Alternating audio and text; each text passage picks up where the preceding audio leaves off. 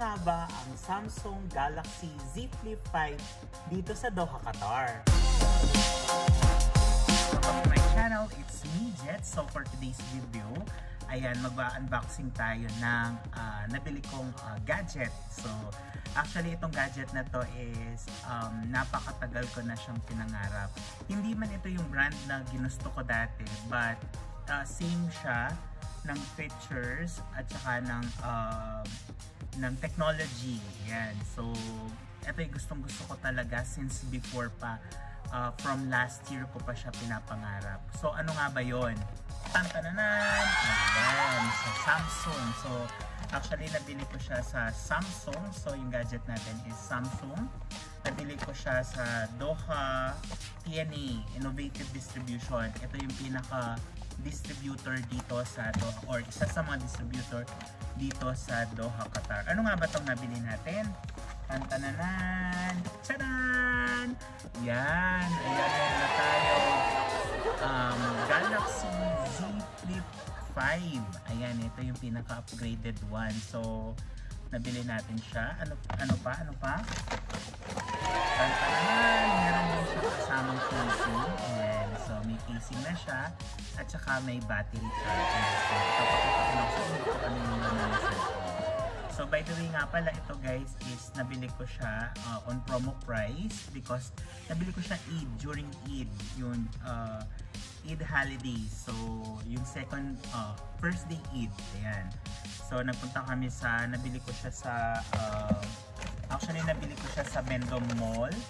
So ang price niya is original price niya is 3,849 reals.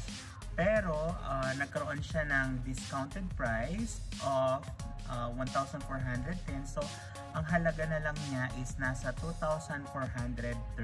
So paki-convert na lang into Philippine peso para malaman niyo yung exactly amount kung magkano siya. So 256 GB na rin siya. So napakaganda at napaka high-tech na rin niya. Ayan, napakataas na ng memory niya. Ayan. So itong ating biniling pangmalakasang casing, ayan, ang halaga nito is 125. Hindi siya naka-discount. Hindi siya naka-promo price. So ayan. So ano lang siya, transparent. Ayan. Tapos siyempre, dahil usually ang gamit kong phone is iPhone, so yung charger natin baka hindi pwede sa Samsung. So bumili na rin ako ng kanyang adapter or yung pinaka-charger niya. So ang cost nito is, sabi ni Kabayan, fast charger daw to. So ang cost nito is 65 reals.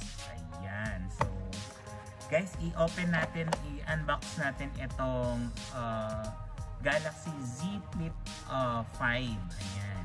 I-unbox natin siya. So ito yung first time na i-unbox natin siya. Ayan. So anong mga ba yung laman niya sa loob? Ayan. Exciting naman guys. Guys, alam nyo, matagal ko na itong pangarap na makabook out. Usually ang pinaka pangarap ko talaga na flip top is from Motorola. Pero hindi kasi masyadong dito kasi sa Doha, Qatar, hindi masyadong ganun ka-hit ang Motorola. So kasi baka mahirapan tayo sa casing, sa spare, or sa maintenance niya. So kaya nag-decide na lang ako na bilhin itong Z Fold. So itong isa, so maganda naman siya. So i-cut natin kasi para ayan. So ayan na, yan. Baka malaglag. Mahirap talaga pag bago yung ating phone. Ayan yung magbukas guys. So bagong-bago talaga siya guys. Ayan. Ayan yung magbukas. Kasi hindi pa pala naka-open dito. Ayun.